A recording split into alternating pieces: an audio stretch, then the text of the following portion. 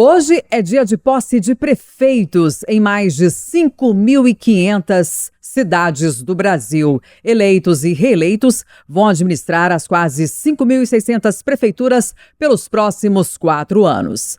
Minas Gerais é o estado com maior número de prefeituras, 853. Para falar sobre os desafios dos prefeitos nos próximos 4 anos, estamos recebendo no Jornal da Itatiaia o cientista político, doutor em ciência política, professor da PUC Minas, Malco Camargos. Bom dia, Malco, obrigado pela presença. Bom dia, Eustáquio, bom dia, Kátia, bom dia, ouvintes. Bom dia, bem-vindo, Malco. Ô Malco, os principais desafios dizem respeito à questão administrativa, financeira ou política, na sua opinião?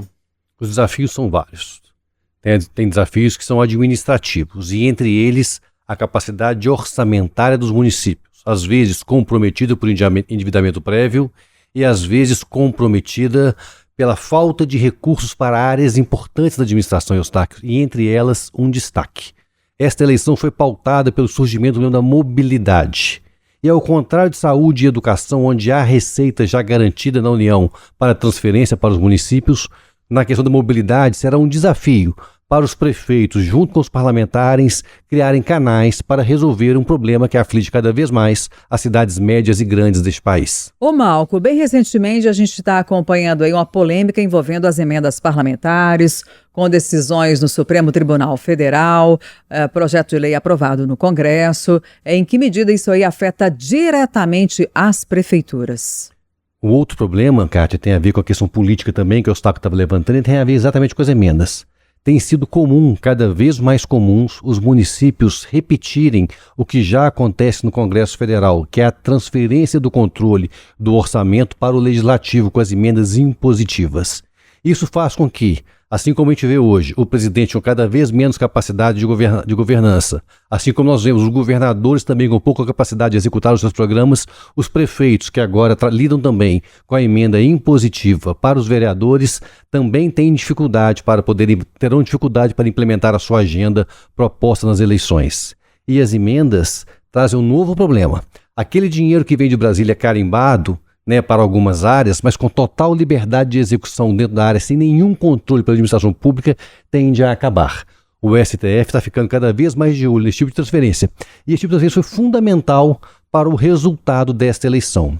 A eleição deste ano, que terminou em 2014, agora na transição, ela pode ser chamada de eleição PIX, uma vez que as emendas PIX abasteceram os cofres das prefeituras e, por isso, o alto índice de eleição. Eustáquio, é recorde nesta eleição de 2024. A cada 10 prefeitos que disputaram a reeleição, 8 foram reeleitos. Então, só 2 que não foram.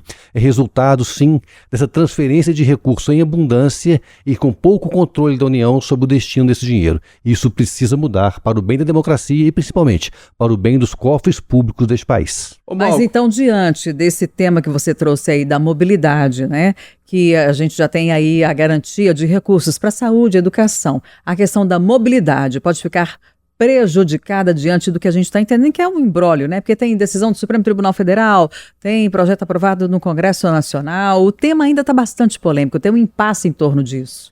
Dinheiro em política pública, ele é sempre mais escasso do que a necessidade, é sempre preciso fazer escolhas. A escolha de saúde e educação é feita previamente.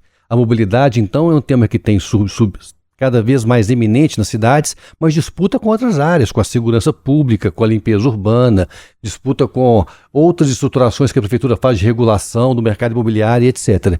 Então, esse cenário de baixa capacidade de transferência de recursos para áreas específicas trará, sim, dificuldades, principalmente para a grande expectativa que foi criada. E é sempre bom lembrar, os prefeitos serão comparados não mais com seus opositores, mas com o primeiro mandato que fizeram. Isso pode gerar crise de popularidade. O eleitor rapidamente perceber que o segundo mandato não está igual ao primeiro e arrepender da escolha que ele fez na eleição. Pois é, até dentro disso, às vezes o prefeito que conseguiu a reeleição, ele pode ter mais dificuldade de administrar a partir desse primeiro ano do segundo mandato do que aquele que está no primeiro mandato? Sim, normalmente essa é a trajetória, exatamente pela expectativa. O candidato de primeiro mandato, ele pode passar um certo tempo de administração culpando a não realização de determinadas ações no prefeito anterior. Já aqueles que estão ganhar a reeleição não tem com quem comparar. Aqueles que falavam nos primeiros 3 anos de administração, até chegar à reeleição, que a culpa era do prefeito anterior, que ele saneou as contas, que agora vai ter que mostrar resultado, chegou a vez dele de mostrar o seu trabalho. Caso não faça isso, será cobrado e será punido pelo eleitor e também pelos agentes fiscalizadores. Os vereadores podem cada vez mais imputar penalidades a prefeitos mal avaliados. E só mais uma questão também em relação à reeleição. Você falou que na eleição de 2024, a cada 10 prefeitos que tentaram a reeleição, 8 conseguiram. Isso significa que 80% da população está satisfeita com o seu prefeito ou reelegeu aquele por falta de opção? Certamente nós temos as duas opções. Em alguns cenários, a reeleição é mérito e desejo de continuidade daquele grupo por satisfação. Em outros, é pela incapacidade da classe política de oferecer alternativas melhores do que aquelas que estavam exercendo o poder naquela data. Ô Malco, outro debate muito recente é a regulamentação da reforma tributária. E a gente viu que uma das justificativas para alterações na reforma tributária, né, para mudanças, era que houvesse um alcance, principalmente das prefeituras, que dependem tanto de dinheiro do governo federal, do governo do estado. Pelo que você tem acompanhado aí do debate, agora com a regulamentação, isso vai demorar para se concretizar, para chegar de fato aos cofres das prefeituras? A divisão do bolo ali da carga do que é arrecadado? Ou a gente já pode começar a ver isso aí num curto espaço de tempo? Kátia, o dinheiro de administração pública está para resolver problemas. E nós temos uma separação, uma incongruência. Há dinheiro na União, ou seja, em Brasília, onde quase não há problema. E falta dinheiro nas cidades, onde ocorrem quase todos os problemas. Então a reforma tributária deveria sim reestruturar o nosso federalismo, deixando dinheiro onde acontecem os problemas, ou seja, nos municípios.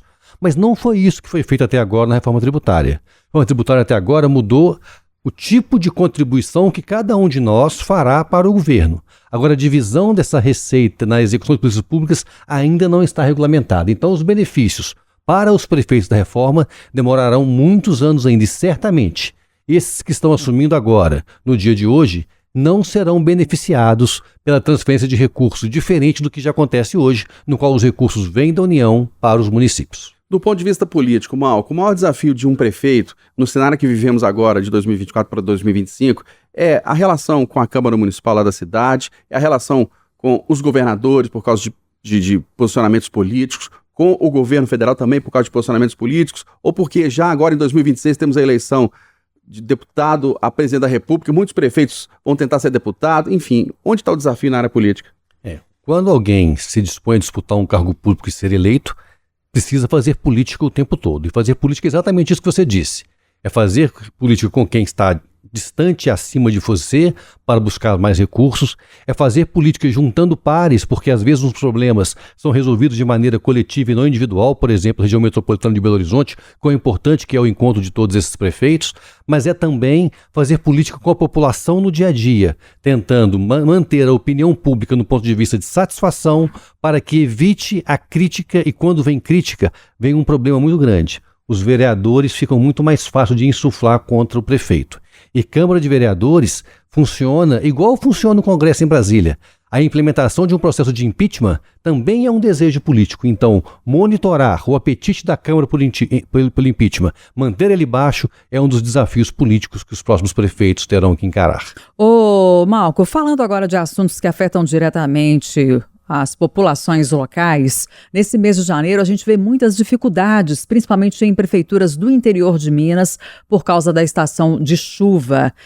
Você tem uma avaliação de como que está a situação a situação financeira dessas prefeituras? Nos últimos anos, as prefeituras empobreceram cada vez mais e agora a gente pode ver um janeiro que expõe ainda mais a fragilidade desses prefeitos que estão tomando posse para mais um mandato ou para o primeiro mandato, diante de tanta situação assim que a gente vê de consequências, né, de desastres naturais provocados pelo período chuvoso.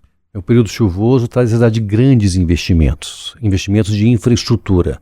normalmente conquistadas a partir de empréstimos. Então, Belo Horizonte, por exemplo, hoje está endividada pela realização dos empréstimos das obras que nós estamos vendo a inauguração e uma certa eficiência ainda, né? Belo Horizonte tem sofrido um pouco com as chuvas, mas muito menos que sofreu em outros anos, resultado dessas obras. Agora, essas obras geram um déficit no orçamento da prefeitura para os próximos anos, uma vez que tem que se pagar o empréstimo ao longo dos anos. Então, o que Belo Horizonte está vivendo, outras cidades também vivem. Então, não é possível pensar uma administração sem algum grau de endividamento.